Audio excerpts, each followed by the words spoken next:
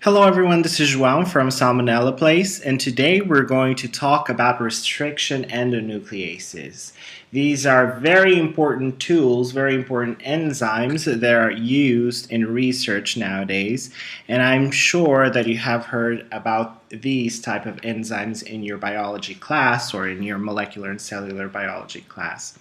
Now, what I want to do is give you just a brief introduction on this tutorial on restriction endonucleases, enough for you to carry on talking about more complex topics.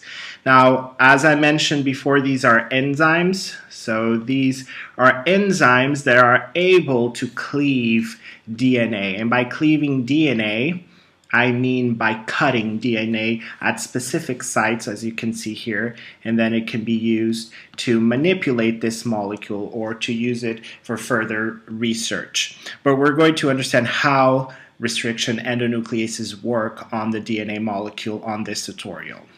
Before we go into more details on restriction endonucleases, I would like to give you two brief definitions. The first one is restriction, present in the name restriction endonucleases. Restriction basically means that you are breaking a double-stranded DNA into fragments, very important, by a restriction enzyme. So basically, in other words, a restriction means that you're going to cleave or cut a DNA molecule into smaller fragments. And this is definitely part of the function of endonucleases or restriction endonucleases.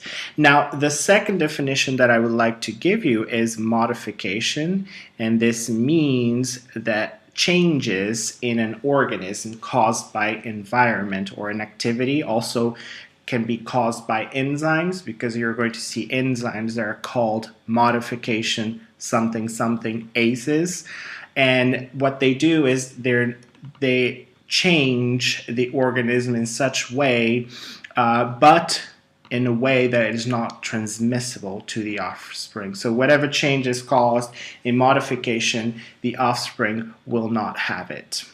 So we talked about restriction versus modification, so we can start understanding what restriction endonucleases do. Now I need to make a distinction between endonucleases versus exonucleases, because you will also see in biology a lot of enzymes with the name exonucleases. One thing in common between these two enzymes is that they cut DNA, but endonucleases, as the name indicates, endo, cuts DNA from the inside of the molecule. Now, exonucleases, like also the name indicates, exo, means that these enzymes will cut DNA from the ends. And I have here an illustration, a simple illustration that shows a DNA molecule and where these enzymes will usually act. So you can see at the extremities or the ends of the molecule, exonucleases acting or cutting DNA, pieces of DNA, and usually in the center or somewhere inside of the molecule you will find endonucleases. So endonucleases. So now you're starting to see what a restriction endonuclease will do. So now it's time to discuss where can we find restriction endonucleases. And I have here an image of a bacterium. So this is to tell you that you find restriction endonucleases in bacteria. And now you are a very smart scientist in the lab, and you need an enzyme that will be able to cleave DNA into specific fragments, so you can then further study them. Then you will go to bacteria and extract restriction endonucleases from them and use it. Now, why do bacteria need restriction endonucleases, you may be asking? Well, there are these viruses that love to use bacteria to replicate, to create more little viruses. And what they do is they will usually inject viral DNA into bacteria, in this case into this bacterium here, and what happens then is that this viral DNA will be able to replicate in the right conditions and form more virus, but then will eventually destroy this cell. Now, what bacteria were able to do were to, through evolution, use restriction endonucleases, which will bind, let's say, to this DNA and cleave it. So this viral DNA will be cleaved into fragments and will be therefore unable to replicate and produce more viruses. So these restriction endonucleases that you see here will protect this cell, this bacterium, from viral DNA.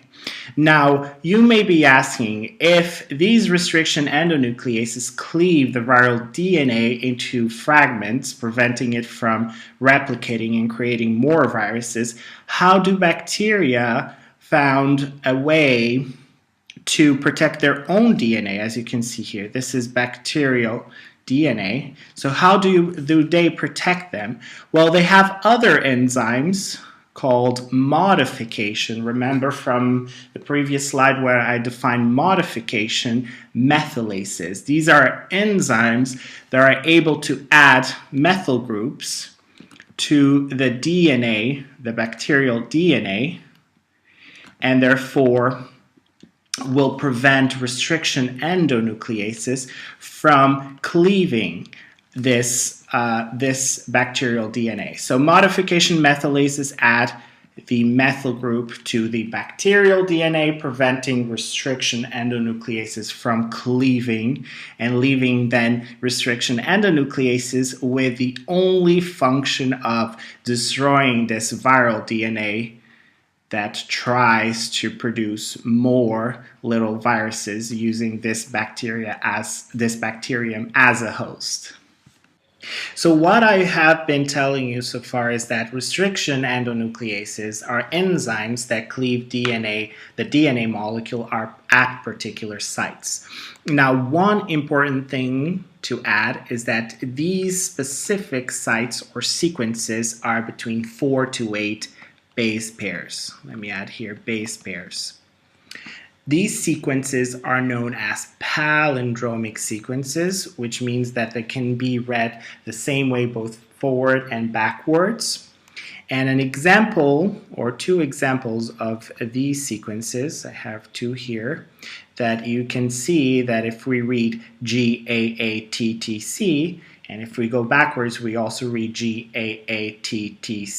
So this is a palindromic sequences.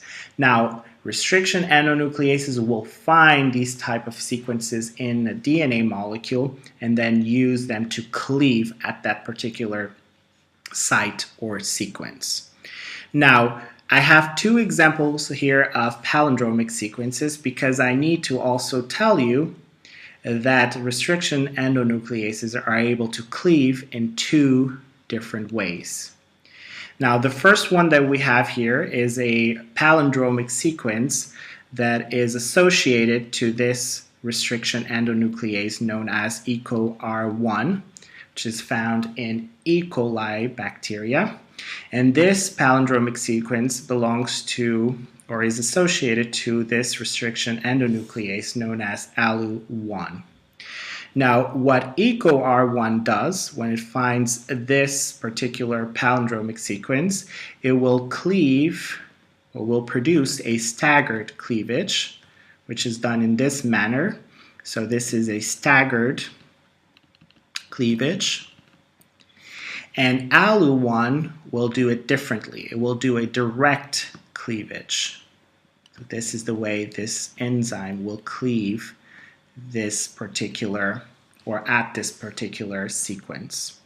Now, what will happen is there are different ends created in the DNA molecule. So as you can see here, the DNA molecule has been split or cut into two different parts, and they're left with different types of ends. This way here, two different ends, and you can see that at the ends we're left with a few nucleotides that have no other nucleotides bound to them.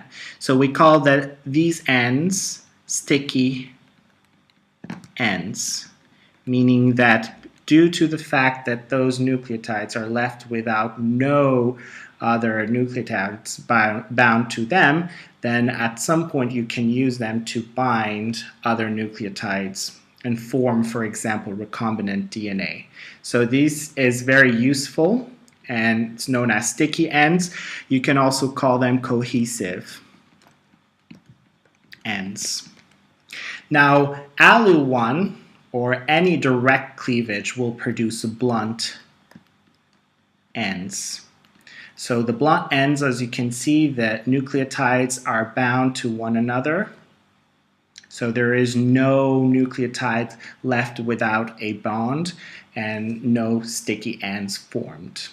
So on this last slide here, I would like to use this table to show you that for every restriction enzyme, or restriction endonuclease, there will be a corresponding recognition site. So every restriction endonuclease has a particular site that they're able to recognize and cleave on a DNA molecule. Now, here in the center, you can find the sources, or the bacteria, where you find these particular restriction endonucleases. Now, as I mentioned before, that EcoR1 is found in E. coli and has this GAA-TTC palindromic sequence that is able to recognize and cleave precisely. Now, what you also have here is a very small list, because there is a much larger list on restriction endonucleases that are being used nowadays in research. And what you can do as a scientist is, say, if you have a DNA molecule, then you can use different types of restriction endonucleases that are able to then cleave at the known sites, the recognition sites that you know, and you can just buy these restriction endonucleases that will serve to produce fragments that you can later use in research.